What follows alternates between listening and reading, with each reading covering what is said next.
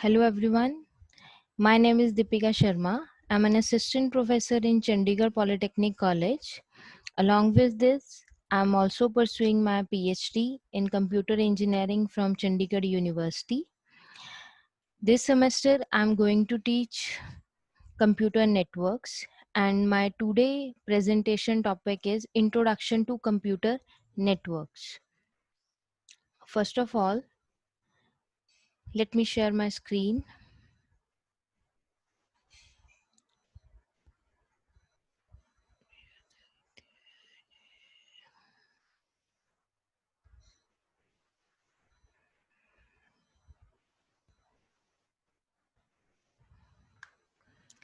So, starting with the definition of computer network. What is computer network? Basically, a computer network consists of two or more computers connecting together, and they can communicate and share resources. Basically, when we can share data from one device to another with help of any connectivity devices, that we call as a network. And in computer network, we have more than 2, 10 maximum number of computers that can connect together and can share data. And next are what are the main components of computer network. For sharing resources and data, we need two or more computers. Then second point is cables as links between the computers, a network interfacing card on each computer, switches, software called operating system. These are the main components to create a computer network. Then next is applications of a computer network. The applications of computer network are: first is sharing of resources such as printers, sharing of expensive softwares and database. Third is communication from one computer to another computer. And next is exchange of data and information among users by network. And the fourth is sharing of information over geographical wide areas. Now, next is how many kind of networks are there. uh, the type of and the kind of networks are categorized on the basis of different parameters. First, we have based on management method. On the basis of management method, we have two types of network model. First is the client server, and second is the peer to peer network. And second category is based on network size, that is LAN, MAN and WAN. Next is based on topology, or we can say connectivity. On basis of that, we have bus, star, ring, mesh, and tree network. And the last is based on transmission media. In this, we have two types. One is the wired and second is the wireless. In wired, we have cables, coaxial cable, fiber optic cables, and UTP. In wireless, we have Wi-Fi, Li-Fi, WiMAX, and other techniques. Now, in this presentation, we'll discuss the network types based on the management method, in which we have client server model and peer to peer model. Now, first is client server model. In client server model, we have main two processes. One is the client process and second is the server process.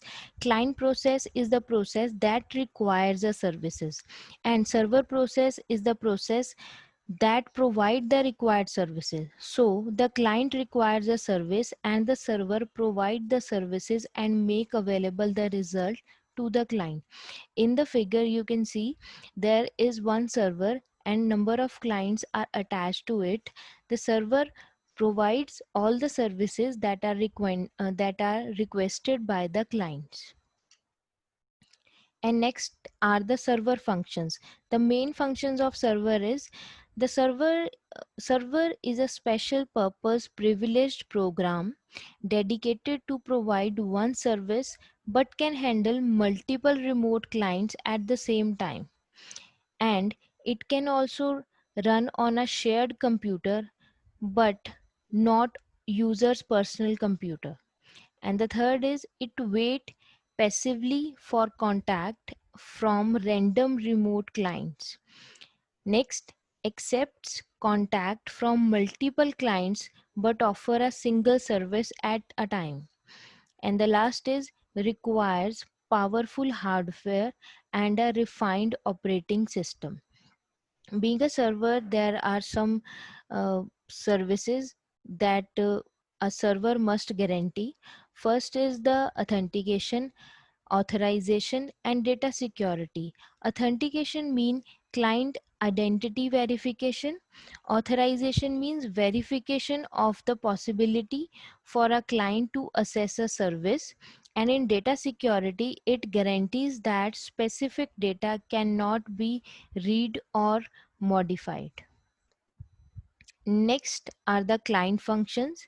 In client side, client software is a random application program that becomes a client temporarily when remote access is needed, but also perform other computation locally. Second, this is invoked locally by a user and executes only for one session, runs locally on a user personal computer actively. And next is it initiates contact with the server and can access multiple services as needed, but actively contacts one remote server at a time. And last is it does not require special hardware or a dedicated operating server. It means a client can attach only a one server at a time, but can access multiple services. And the next is there are some characteristics of client server model. First is client and server machines need different amount of hardware and software resources. Second is client and server machines may belong to different vendors, and a client or server application interact directly with the transport layer protocol to establish communication and to send or receive information. Means the data is transferred with the help of transport layer protocol, and the transport protocol then uses low level protocols to send or receive individual messages. And next is thus a computer needs to complete stack of protocol to run either a client or a server, so it is required on the both sides. And a single server class computer can offer multiple services at the same time. A separate server program is needed for each service. These are the main characteristics.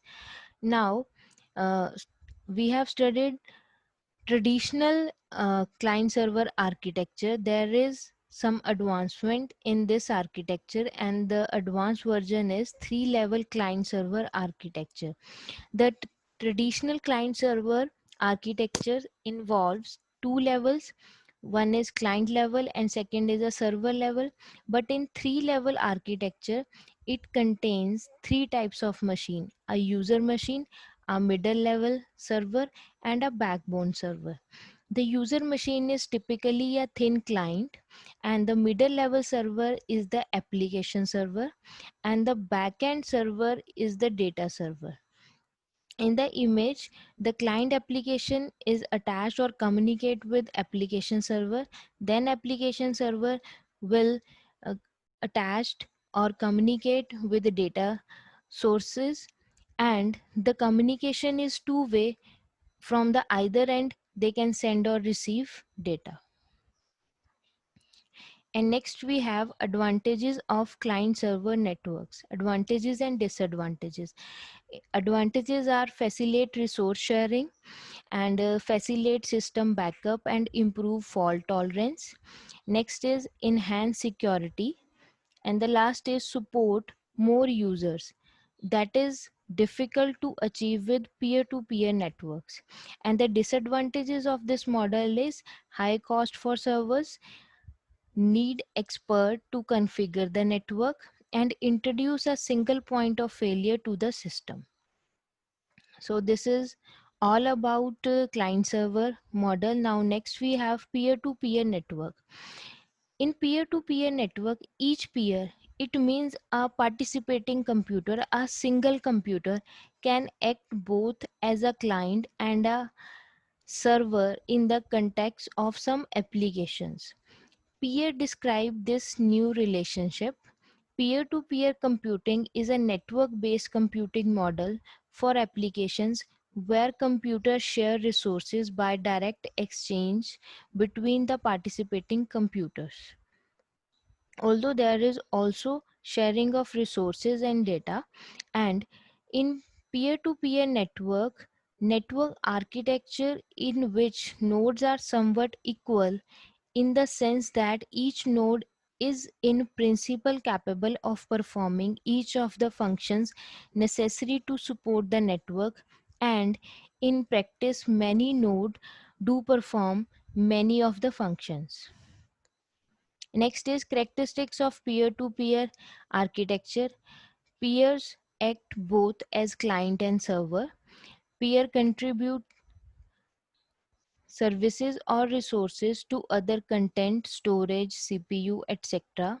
Interaction between peers direct without server nodes are independent, no centralized administration. Network is dynamic. Peers join and leave frequently. Services may become temporary unavailable. Peer-to-peer systems are self-organizing. Peer-to-peer network allows every computer in the network to act as a server to every other user on the network. And peer-to-peer network communication enables both participants to initiate, manage, and terminate the section. Next are what are the main benefits of peer-to-peer network? First is avoidance of bottlenecks and single points of failure. Then reduce dependence on individual devices and subnetworks. Improved scalability and ability to service highly peak demand. Resistance to denial of service attacks. Easy sharing of resources and services, low cost of deploying the network. And there are also some advantages and disadvantages of peer-to-peer network. First is low cost, simple to configure, user has full accessibility of the computer. And the disadvantages are may have duplication in resources, difficult to uphold security policy, difficult to handle uneven loading. And where peer-to-peer network is appropriate, it is appropriate to use where we have 10 or less users, no specialized service required, security is not an issue, only limited growth in the predictable future. So this is all about network models that are based on management. One is the client server and second is the peer to peer. In our next presentations I will explain the different rest categories of the network. Thank you.